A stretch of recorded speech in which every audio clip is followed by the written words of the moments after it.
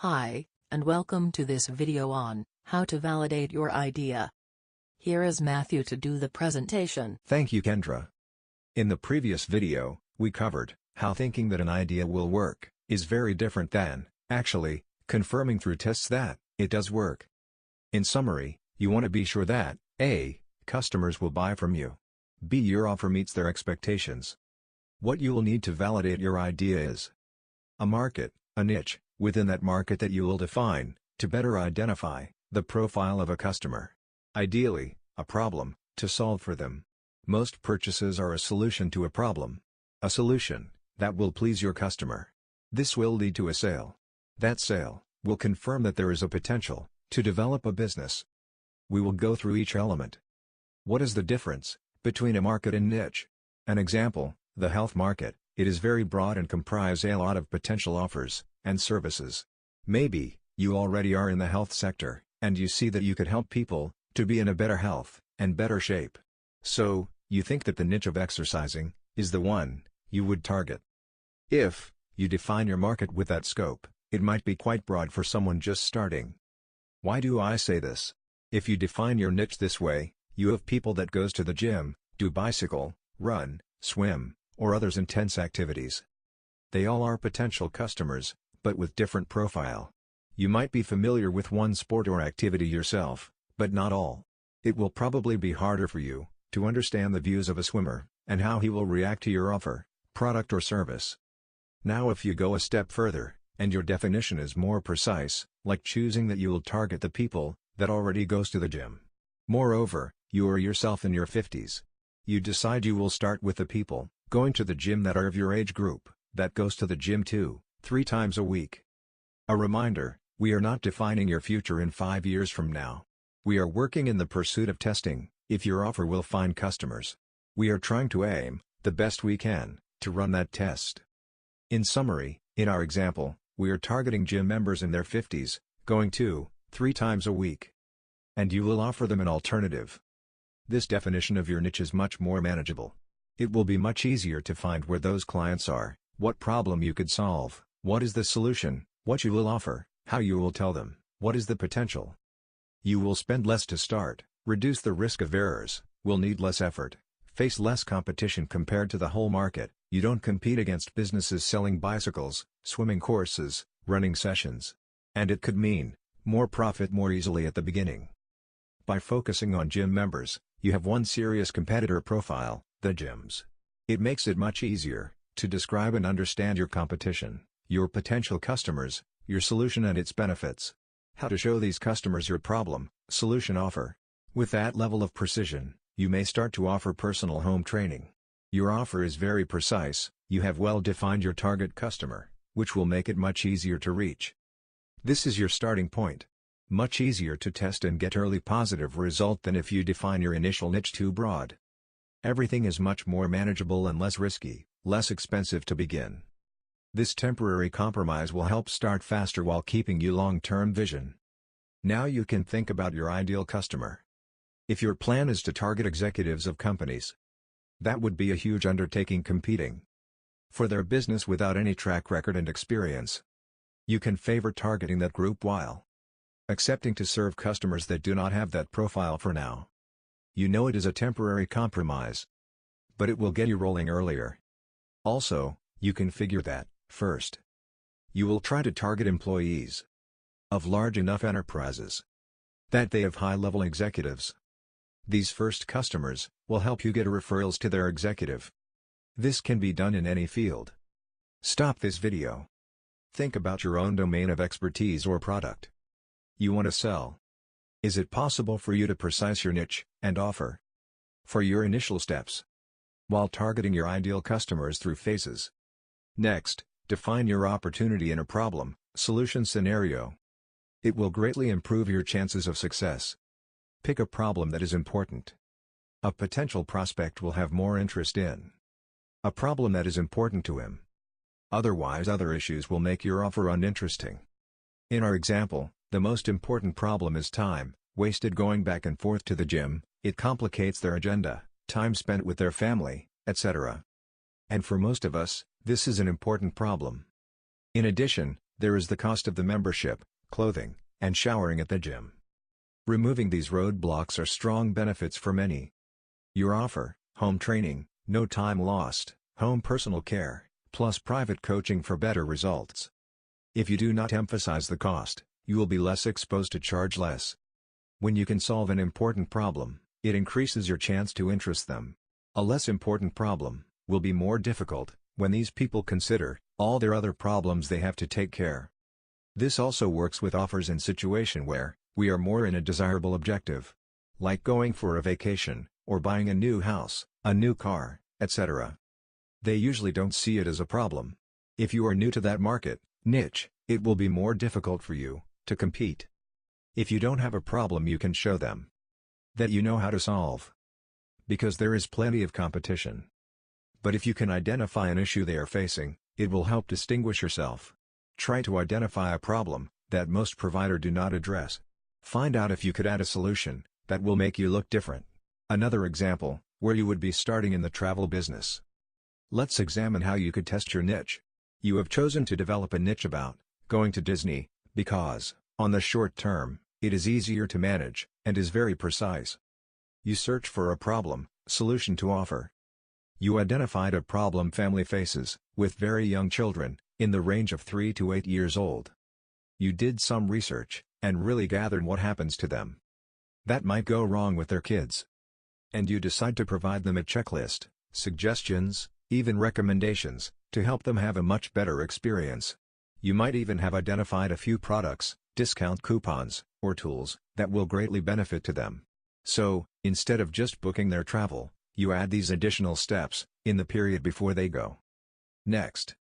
If it is a new innovative idea you're having, presenting a solution to a problem, is most often the key. Ask yourself again, if it is an important issue, for your potential customers. If not, be ready to find it difficult to interest them. Now that you have figured out a great niche, well defined, with a problem and solution to emphasize, you need to verify your assumptions. Do you think that this will lead to a real purchase? You need to verify, to be certain it will work. The only certainty we are talking about here is a fact. Feedback that it interests others is not the same as a sale. The only way to know is to verify, validate. How? You will have to offer your product or service to potential buyers. There is no alternative. I know it means selling. I hear you think. You just want to avoid that. Selling. Most of us don't like selling. But our vision of selling is what most salespeople do when they represent a company and a very specific product. You see them pushing their products or solutions. They are under pressure because this is their job. And they push. But, in your case, if you have defined your offer in a problem, solution, you should ask yourself, if you are selling, or will be helping someone, resolve an issue? If you are solving a problem that people have, you are helping them. If you are really helping them, you have to ask yourself, if your discomfort is justified. In addition to that, what you can do to reduce your discomfort, and increase the interest of your potential client, is to offer more. If you go a little further in this, you will feel less in a selling mode. Moreover, if you are offering more than what they might be expecting, going a step further to help them, it will get rid of that negative feeling of being in a selling mode. Here's an example. There is a real estate broker in Orlando that sells houses to family coming to live in Orlando. Basically, he does the same as his competitors. He looks for houses that would please, and that his customers would buy, make a list and show them around schools, dentists, doctors. If the kids have special needs or interests like playing the violin, he will help them find what they need related to that, etc. Anything else depending on the problem that they may face. He goes beyond what you would expect from a real estate broker. Also, when they arrive, he shows them around, and present them to their new neighbors. He will give them tips, where to find specialties, biofoods, etc. He goes beyond selling a house, and see this as helping them integrate in the Orlando area, the fastest possible, and to appreciate what Orlando has to offer. He learns who they are, and find the most solutions he can for them. He is available a full year, for whatever they might need him for, emergencies, or simple questions they might have. Do you think that this broker feels he is selling? Most of his mindset is in helping mode. Now, you may think that this is very time-consuming, and wonder how he can afford this. The thing is, he acquires a lot of respect from his clients, but also from the coworkers of these new clients, when they hear their stories at work, and from the neighbors also, that see how he proceeds. He is not tagged as a salesperson, as much as many others. And where do you think he gets a lot of referrals? And what is better than referred businesses? So, if you can figure a way to offer more, in line with your style, that can leverage your offer, make you feel you are in helping mode, and that will help acquire respect from your customers, try it.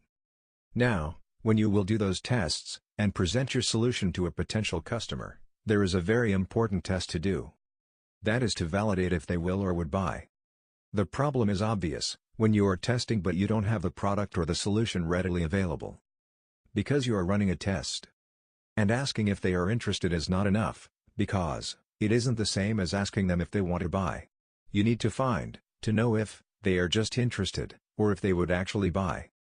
Many will tell you that they find that interesting, that it is a good idea. The problem is that, some of them will tell you that to get rid of you. Some others will actually think it is a good idea, but for somebody else, not them. They really think you will get a lot of success, but with others, not them. So, the risk for you is to assess that there is a market although it is not what you think.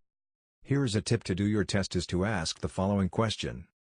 Can I count on you? You will get a very different response. You will see that many will take a step back, and refuse to such a commitment. You will be able to read much better, of their real intentions. Another tip. How do you find potential customers? The initial answer today is obvious, the internet.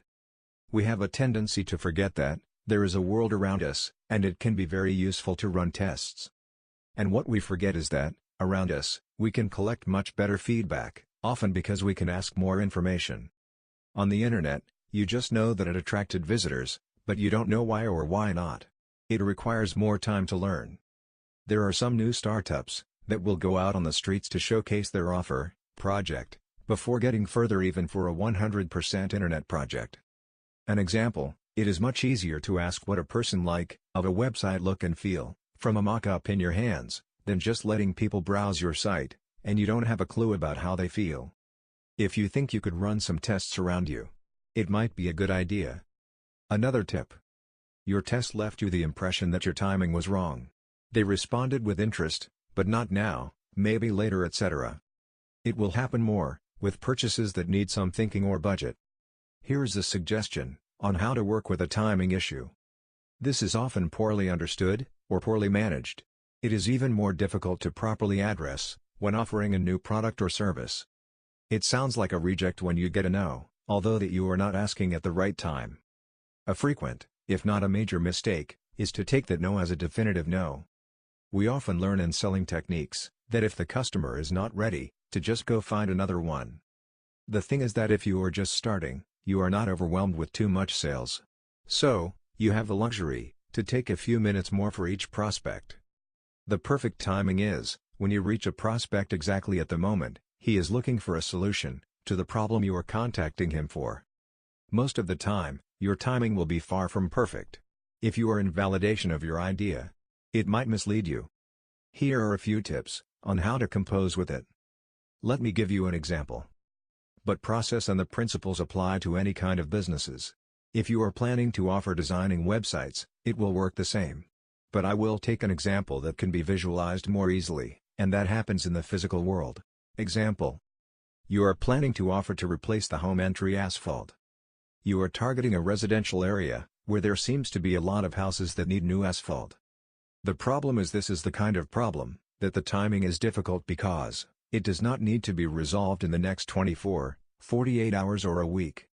It might be of interest for that homeowner, to do it this month, this summer, maybe this year, next year or in 2, 3 years. It is unclear. So, the answer might sound like, I haven't thought of this yet. I don't think this summer, maybe next year. I don't know. I am not very interested. As a new salesperson, that never sold anything, you were told that someone not motivated is of no interest. Then you thank him and rush to the next door. Here's a suggestion for you here. A fact is that he doesn't know you. Another fact, he was not in the process of replacing his asphalt. He is not looking for a solution, because he doesn't feel he has a short-term problem. This is an opportunity, for you, to build a rapport, develop some respect. Here's what we suggest. If he was already looking, You would not have time to do that, and you will be plunged in the hot pot with your competitors. Pricing and track record would be what count the most. You have none. So, take the opportunity to build rapport. Plan to come back a week or two later with something more. As we mentioned earlier, try to offer more than expected. You might have noticed some other issues when you visited. A garage door, a flower bed that are a little damaged, or something else. Something that you think you could do something about. We're talking about small work here, because if this is major, like doing the roof, it will make the problem much bigger, and more difficult for the owner to consider. But if you offer additional value, that you can also offer to resolve, it will show you are looking around, have consideration. If you come back again a third time, with some solutions to a few things you discussed the last time, he might start to listen to what you are saying. He is starting to know you, understand how you think. What you should realize is, that so far you have no competitors, because he is not in the process of shopping. You offer to do things he wouldn't even have thought to ask, to businesses in that field. He probably is aware of the prices of this various works. If your answers are as the market dictates, he might get the feeling you are fair and honest. Without much effort, you give yourself a major competitive advantage. It is possible that he starts thinking about it more often. Because of you. His interest to resolve it sooner might be rising. His comfort with you is also increasing. Each time, the impression that he knows you grows. You can have him think that waiting another year or so will just keep him from benefiting of have a fresh asphalt. You might suggest it will not cost him more to benefit of using a new fresh asphalt now and will use it for a longer period, before he sells or move. On your fifth visit, he might just decide to go ahead with you, without even inviting competitive bids. Alternatively, even if he decides that it would better for him to ask quotes from competing firms, it is a process that will ask an effort on his part. He will have to make a choice. The competing firms that will come to make an offer will know that are in competition, that this prospect is calling others. They will be tempted to push for the sale. The prospect might resent that. Also, most probably, they will not be asked to do additional work like you offered, or will just confirm they don't do that. Their offers will be compared to yours, being the reference. Consequently, even with less clout, you might be the one getting the order. So, make a supposedly bad timing your friend. If your tests are not satisfying, revisit your approach, your assumptions. Don't be insulted or frustrated. Maybe you need to revisit your approach. Can you make your definition of your niche more precise? Is the profile of the clients you choose the best? Was the problem or the solution too big? Did the prospects express a more urgent need or a problem, they would like to resolve first? Maybe you should step down, and solve the more urgent problem, and acquire some respect, make a sale. You could build on that, to come back to your main idea later. If I take the asphalt example. If the customer expressed an interest to repair for now, you can take this opportunity to do just that, build rapport, get appreciated, and you will find yourself at the top of his list, to replace it next year. He might even do some marketing for you to his neighbor, without realizing it, just by talking about you, and that might bring you a referral for a full job. In summary, your first objective should be to validate your idea, to save time, money, reduce your risk, and find out as soon as possible if this is a real opportunity for you. You should favor an approach problem, solution. Stay flexible, to learn where the opportunity really is. Find the shortest route, to do a test with the least work, expenses. Your test is about a sale, and you should ask for more than an interest. Ask to find if they will buy. To help you understand even more how to validate your idea, and help you find what is the shortest route for the test, here is more to understand your objective. You are at a step to validate. You will be suggested to define your objectives, like in a business plan. Often an objective is a little vague, or very difficult to explain, when you are just starting. You might define it like, become the best logo designer in the restaurant business. How will you be able to measure that?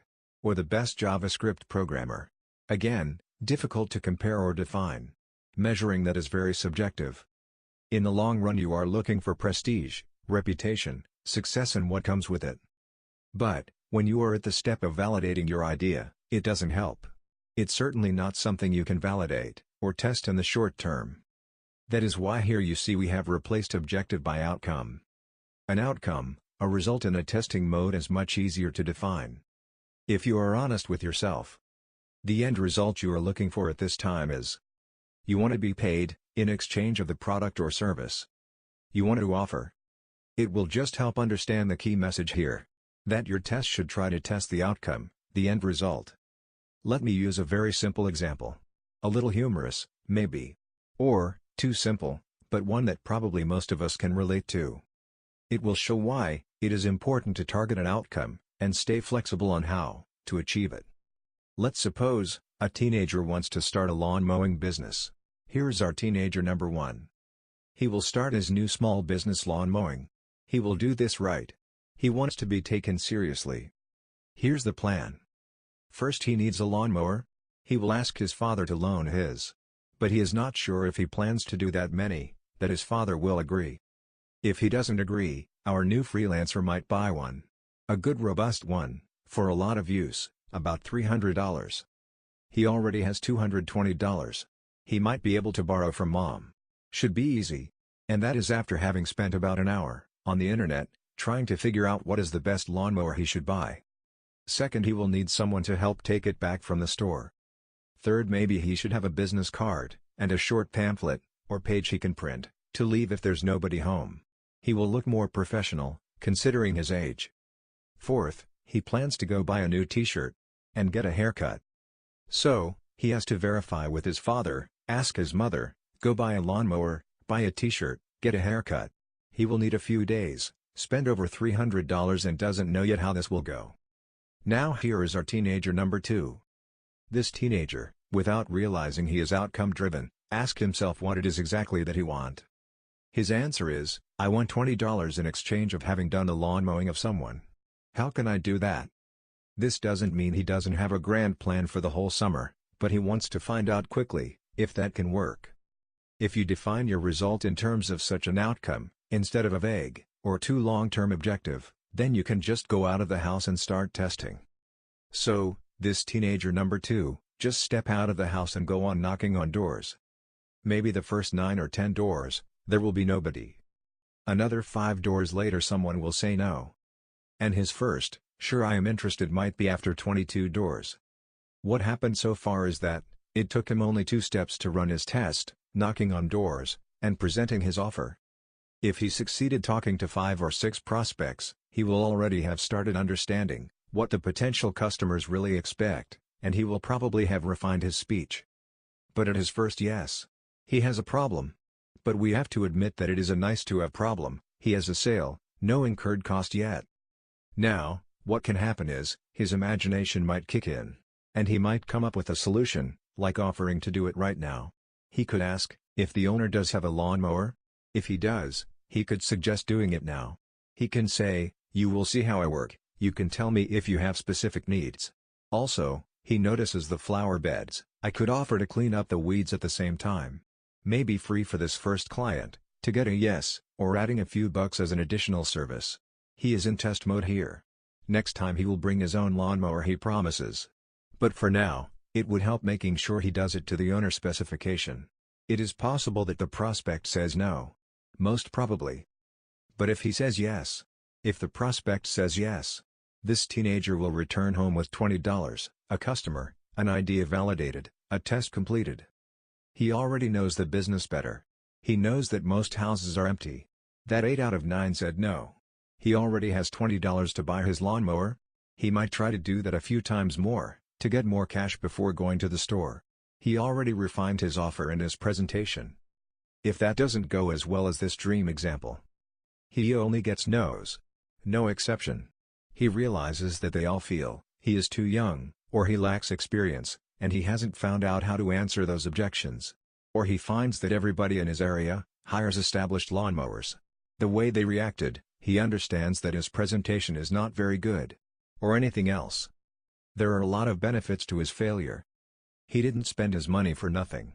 He saved a lot of time. He avoided a huge mistake, not basing his approach on assumptions. He now can revise his plan. Ask for help regarding his presentation. Go test again in an adjacent neighborhood, to see if they take only established professionals, etc. Now coming back to you. What is your most compelling outcome? Can you define it like our teenager number 2? Sometimes, we take an intermediary result as an outcome. Can you precise yours in a more interesting result? What can you do, with the least number of steps, to be able to make that test?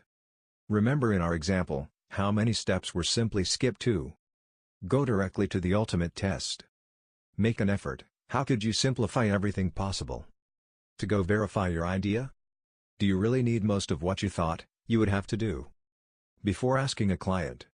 If it is a professional service, do you really think you will be rejected because you don't have a logo, a business card or a website? Have you tested that? Remove these unnecessary steps for your test. Even if your plan is good, remember that you will have plenty of time to do all of that after you have a positive result of your test. You will realize that it is difficult to plan very far too much details when they are all based on assumptions, instead of knowing what the reality is. In summary, plan a specific outcome to validate your idea. Be precise, stay flexible on the how, and design your test to have the least steps as possible. If you test your idea, and adjust your project with the help of the feedback you will get, you will significantly increase your chances to find yourself to be the one on the first podium, with a more appropriate solution for your niche. Thank you for watching. We hope this will help you get your idea validated, and help you take the first step of a very successful enterprise. Good luck, and see you soon in another presentation.